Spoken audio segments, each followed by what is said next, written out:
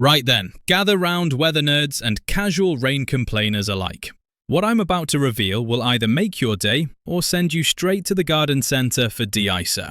Something absolutely bonkers has happened in the weather models overnight, and I'm not talking about my usual Tuesday existential crisis about cumulus clouds.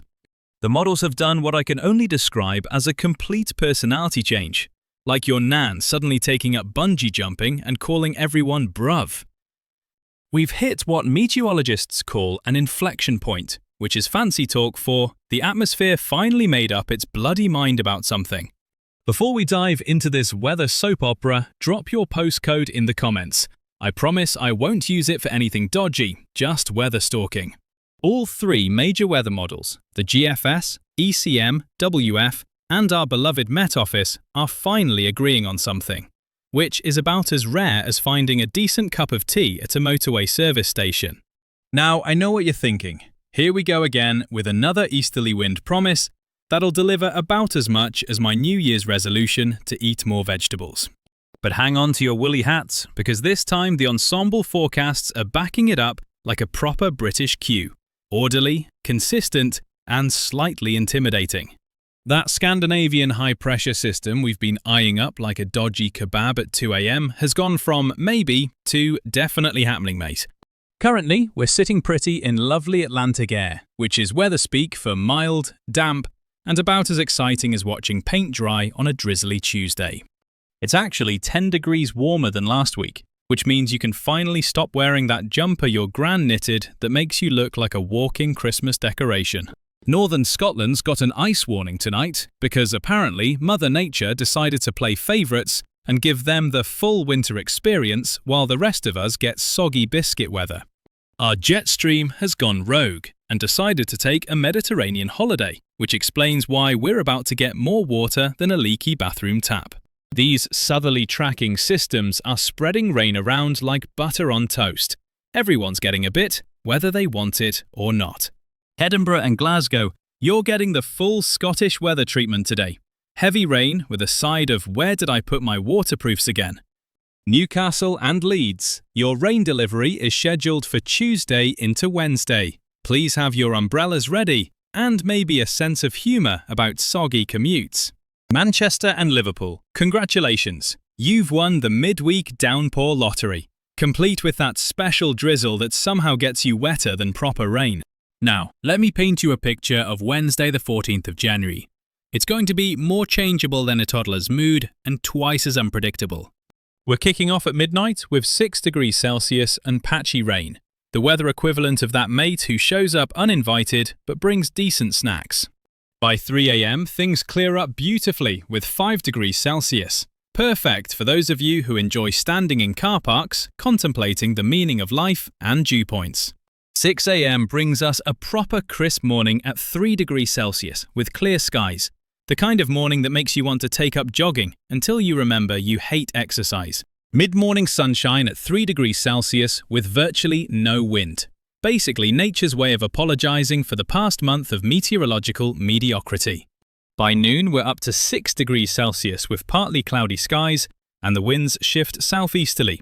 This is when the atmosphere starts plotting its next dramatic mood swing. Afternoon stays at 6 degrees Celsius, but goes full overcast, like someone dimmed the lights on Britain because the electricity bill was getting a bit steep. Evening brings back the patchy rain at 6 degrees Celsius, because apparently we weren't quite wet enough and the weather wanted to top us up like a pint at the pub. By 9 p.m, we've got guaranteed rain at 6 degrees Celsius. The weather equivalent of that friend who always shows up right when you're about to leave.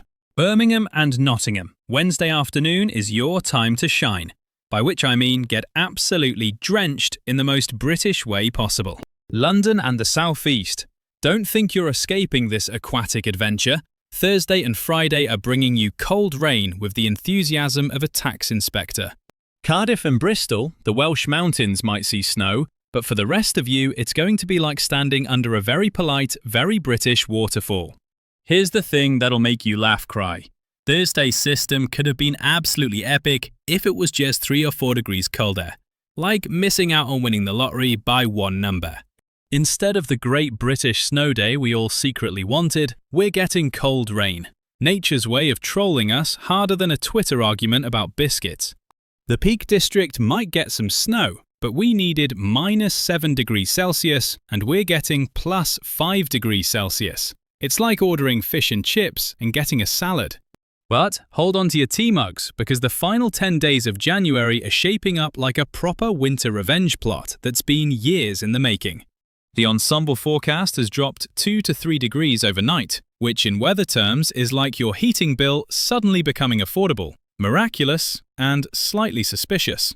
Quick question for the comments. Are you team bring on the Arctic blast, or team I've already put the garden furniture away and I'm not getting it back out? By next Sunday, high pressure is positioning itself like a bouncer outside a pub. Close enough to mean business, intimidating enough to change everything. The GFS model shows easterly winds arriving around January 19th, which is basically the weather equivalent of your mother-in-law announcing an extended visit. The good news is we're not tapping into Siberian air that could freeze your thoughts mid-sentence. We're getting the milder European stuff that only freezes your extremities. It'll be properly cold without being can't feel your face after 30 seconds cold. Think more need proper gloves rather than contemplating moving to Spain. The European model is playing hard to get, showing up later but potentially colder, like that friend who's always fashionably late but brings the best stories. There's a proper beast from the east air mass brewing, and if high pressure plays bouncer against the Atlantic, we could be in for a right royal chilling. The German model is showing the most impressive cold pool, though it's taking its sweet time, like a German engineering project. Precise, but never in a hurry. What's brilliant is how the models are finally singing from the same hymn sheet. Normally they agree about as often as politicians tell the truth. Scotland. You're perfectly positioned for proper winter weather. It's like being front row at a concert, except the concert is hypothermia and the tickets are free. Aberdeen and Dundee. Easterly winds off the North Sea could bring you sea-effect snow, nature's way of giving you a proper Scottish winter experience without the tourism markup. The Highlands and Cairngorms could look absolutely stunning, like a Christmas card, except you're living in it and your heating bill is real. Yorkshire and Lincolnshire, you're in prime position for easterly entertainment. Think of it as dinner theatre, but the dinner is frost and the theatre is your morning commute. Hull and Scarborough. North Sea winds might bring you some proper winter showers, the kind that make you question your life choices and consider moving somewhere warmer, like Iceland. Norwich and East Anglia, you're typically first in line when continental air decides to pop over for a visit, like being the first house the postman visits, except instead of bills, you get hypothermia. Kent and Essex, don't get too smug. Easterly flows can surprise you faster than a speed camera on the M25. Now, let me manage expectations before you start panic buying bread like it's the apocalypse. This isn't going to be a nationwide snowmageddon. The flow looks relatively slack, which means light showers and flurries rather than the kind of snowfall that makes the news and cancels everything except your mortgage payments. But we are looking at proper cold nights with harsh frosts, the kind that turn your car into a mobile ice sculpture and make getting up for work a genuine hardship. Radiational cooling under clear skies is like nature's chest freezer, efficient, reliable, and completely indifferent to your comfort. When you get stationary air with light winds, temperatures can drop faster than your will to live on a Monday morning. We're talking about the kind of cold that makes your breath visible and turns every puddle into a potential lawsuit waiting to happen. Tell me in the comments, what's your favorite thing about proper winter weather? The scraping ice off windscreens? The heating bills? The way everything takes twice as long?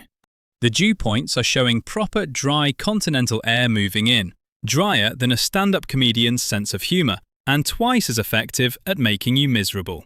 Even if upper air temperatures aren't Arctic, dry air cools things down like a judgmental relative at Christmas dinner, efficiently and without mercy. Christmas was similar, not brutal aloft, but proper frosty at ground level, like nature's way of keeping things interesting without going completely mental. The ensemble members are showing lovely consistency, most running 2 to 3 degrees below average, which is meteorology speak for time to find that winter coat you swore you'd never need. Not all are going for exceptionally cold, but there's a clear shift toward proper winter rather than extended autumn with attitude problems. Some ensemble runs are showing ice day territory, where temperatures refuse to get above freezing like a stubborn teenager refusing to tidy their room.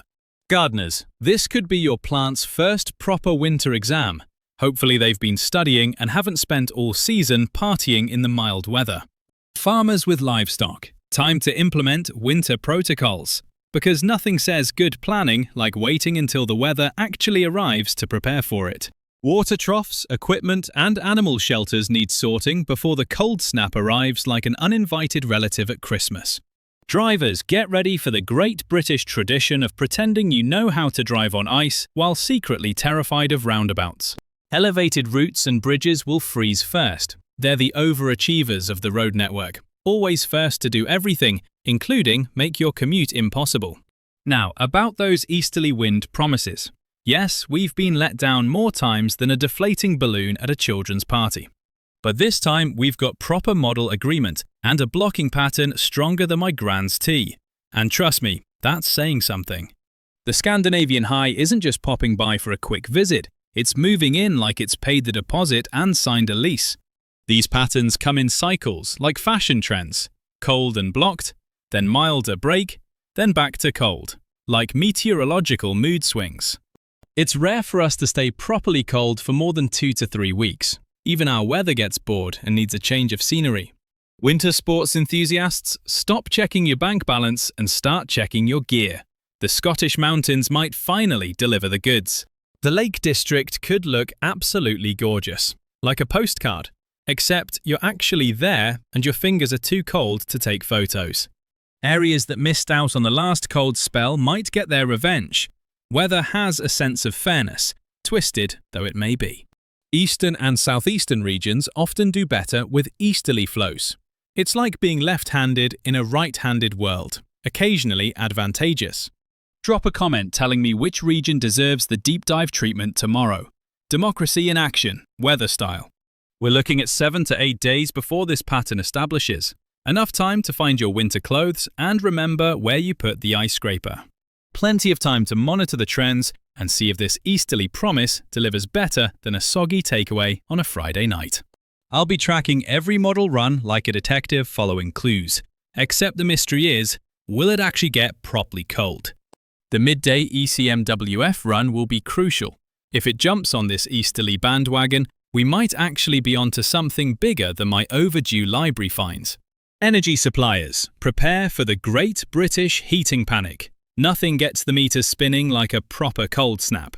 Transport networks. Even light snow becomes chaos when temperatures stay below freezing. It's like trying to drive on a skating rink with confidence issues. Councils will be eyeing their grit supplies like dragons guarding treasure. Precious, finite, and absolutely essential when things go sideways. Rural schools might dust off their snow day policies. The most exciting phone call in education, closely followed by the heating's broken. Photographers, this could be your moment. Proper hoarfrost and winter landscapes are like meteorological gold dust, beautiful and rare. Nothing beats a clear, cold morning with proper frost. Nature's way of making everything look like it's been decorated by a very talented, very cold artist. Garden birds will be looking for reliable food sources. Time to become the neighborhood's most popular resident by filling those feeders. Stock up on high-energy bird food now. It's cheaper than therapy and makes you feel better about your heating bills when you're helping someone else stay warm.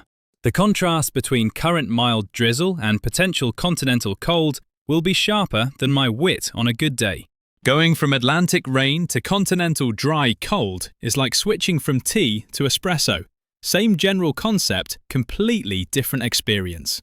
These pattern changes are what make British weather fascinating.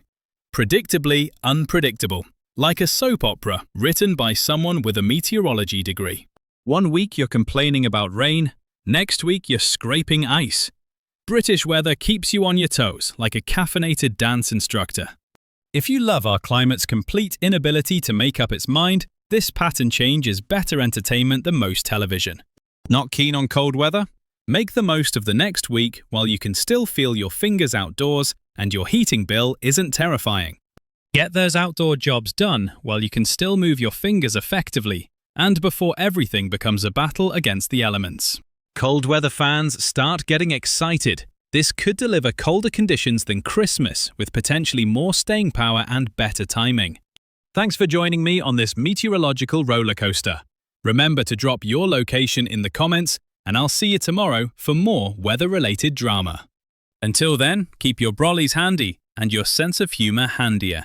Because if you can't laugh at British weather, what can you laugh at? Cheerio!